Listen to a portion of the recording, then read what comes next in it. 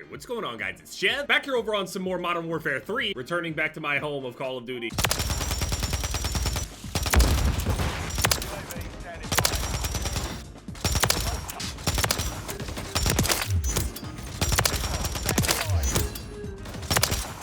Oh, I ran out of ammo. Continuing my Grand Mastery grind.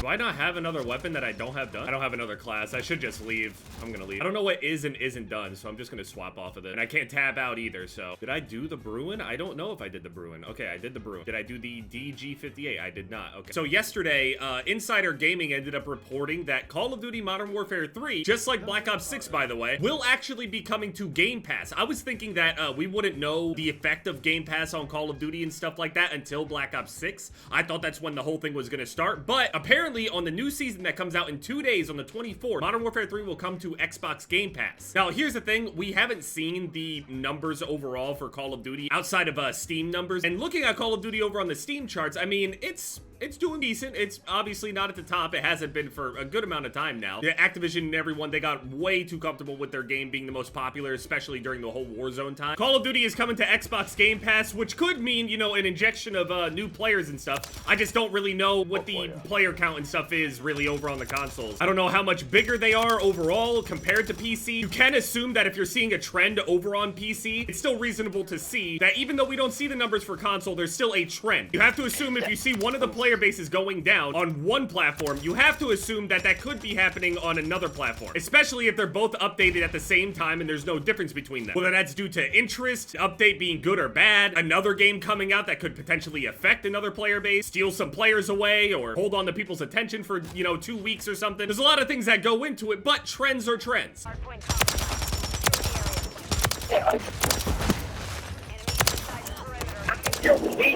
I don't think that the Xbox Game Pass hurts the player count by any means. There is the whole discussion about whether or not you actually own the game, if everybody ends up getting over onto the Game Pass is another subscription-based thing. We don't own any of our games, and the more people that get brought into there, especially people that don't have that much money, they go, ooh, what a great alternative. And it is, they get access to it. The main issue is that once they get enough people on the Game Pass stuff, because it's such a great deal and very helpful for people that don't usually have access to it, it's great for accessibility, they'll be able to freely raise the price as much as they would want. You see it with other subscription services. They just keep going up. That being said, outside of all of that business and economic bullshit, Xbox Game Pass will change Call of Duty forever. This is the first time that Call of Duty has ever been on the Game Pass. I thought I was gonna have to wait for this until Black Ops 6, but we should see an influx of new players coming in with Xbox Game Pass, or people that, you know, just weren't buying the games for whatever amount of time and they figure, oh, hey, I can go and play Call of Duty now. I'm happy the Game Pass exists. I just know it's only a matter of time until we can't have nice shit, you know what I mean? It happens every time. And also, again, skill-based matchmaking is gonna make it so all of those new players and stuff like that, they'll be able to get into their nice and easy lobby. A lot of people are assuming, oh, it'll be like a Christmas noobs kind of thing. Or there's that screenshot that goes around from the message of the day from Treyarch. It was a holiday message of the day thing that popped up as soon as you logged into Black Ops 2. It made these jokes saying that try to be nice to all the Christmas noobs. We know you won't. But even they were aware that the new players ended up getting absolutely slammed. And also, any discussion that we've had about skill-based matchmaking always came down to trying to protect the new player experience so they don't straight up quit, which is completely understandable.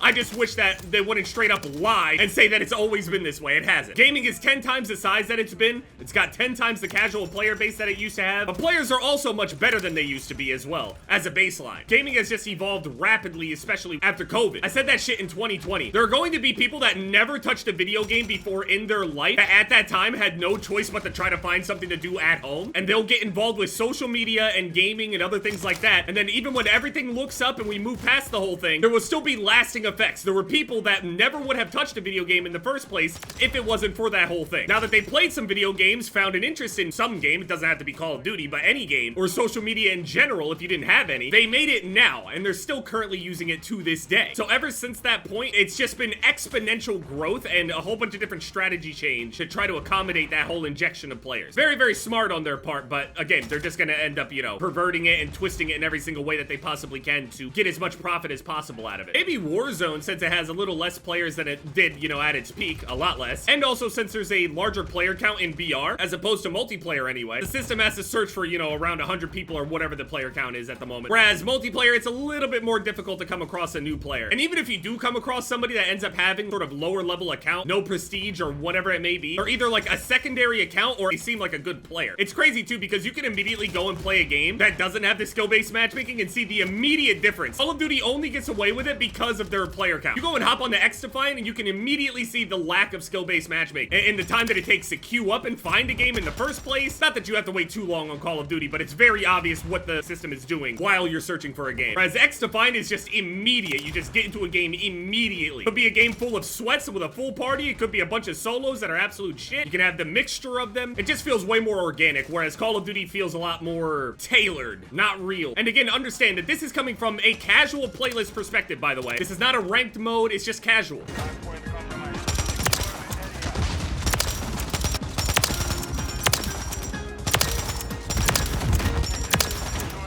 Trash campers. You have no right to play video games. Pathetic. I think he's trolling. Play X-Defiant. Way less camping. Shut up.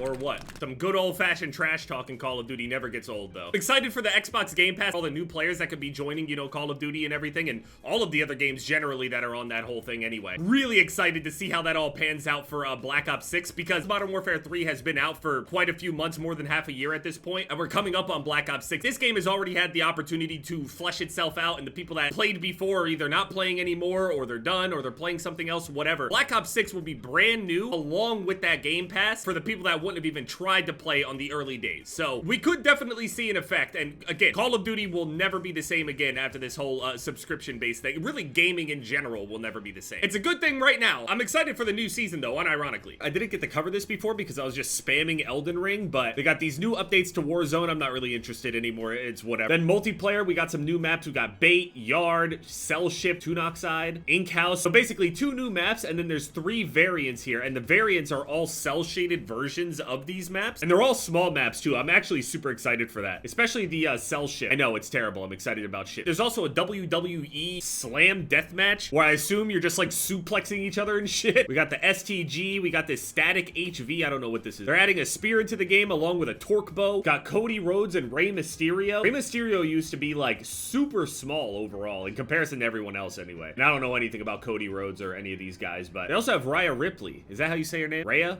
Valeria. Wait, was Valeria not in the game before or something? What year are we in? Ivan, I don't even remember who this is. Apparently this is some guy that got shot in the head during the story. I played the campaign and I don't remember him at all, so it's a Call of Duty story though, to be fair. It's very difficult to commit it to memory. Honestly, this cell-shaded stuff looks really good overall. I actually really like the look of it. It also will help a lot with visibility and stuff as well. Not that the visibility is terrible, but look how good Cell Ship looks. I think people will be very surprised at the amount of visibility improvement you get whenever you have an art style that is like this. It makes a very big difference in how the people play the game as well. Knowing that they can be seen more easily prevents people from sitting around and trying to use stealth as like their main thing. Stealth being too powerful slows the game down a ton. I don't even have to get into the whole thing. You get it. Wait, did they flip the map around? Am I going crazy? What angle are we seeing here? Wow, Rust looks really good. I love this. Rust, it doesn't seem like they changed anything. It looks the same. Okay, so the WWE mode is in season. COD Warrior mini games. What the I didn't look at all of this. I just saw the rundown before and I thought it looked good, especially with like the cell shaded stuff, but this is honestly Sledgehammer, they can do whatever they want. I really don't mind.